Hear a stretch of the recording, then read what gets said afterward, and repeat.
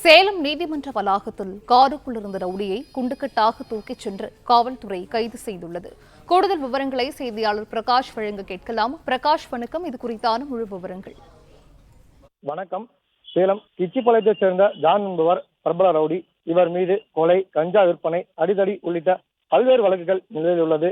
இந்த நிலையில் கஞ்சா வழக்கில் சிறையில் அடைக்கப்பட்டிருந்த பிரபல ரவுடி ஜான் கடந்த சனிக்கிழமை 55 நாட்களுக்கு பிறகு ஜாமீனில் வெளிவந்தார். இதனிடையே கடந்த 2015ஆம் ஆண்டு நெப்போலியன் என்பவரை கொலை செய்த வழக்கில் தொடர்புடைய ரவுடி ஜான் வாய்தாவிற்கு நீதிமன்றத்தில் ஆஜராக சேலம் ஒருங்கிணைந்த நீதிமன்ற வளாகத்திற்கு வருகை தந்தார். இதனிடையே 3வது கூடுதல் மாவட்ட அமர்வு நீதிமன்ற ஆஜராகி வந்தபோது காவல்துறையினர் நீதிமன்ற வளாகத்திற்குள்ளே வைத்து ஜானை கைது செய்தனர்.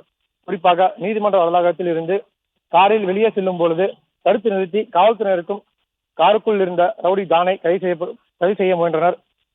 இந்த வழக்கில் கைது செய்கின்ற என்று கூறுகையில் தன் இறங்குவேன் என்று வாக்குவாதத்தில் ஈடுபட்டார். இந்த நிலையில் 10க்கும் மேற்பட்ட காவல்துறையினர் காரில் இருந்த ரவுடி ஜானை குண்டுக்கட்டாக தூக்கிச் சென்று காவல்துறை வளாகத்தில் ஏற்றி அழைத்துச் சென்றதால் இதனிடையே நீதிமன்ற வளாகத்தில் பெரும் பரபரப்பை ஏற்படுத்தியுள்ளது.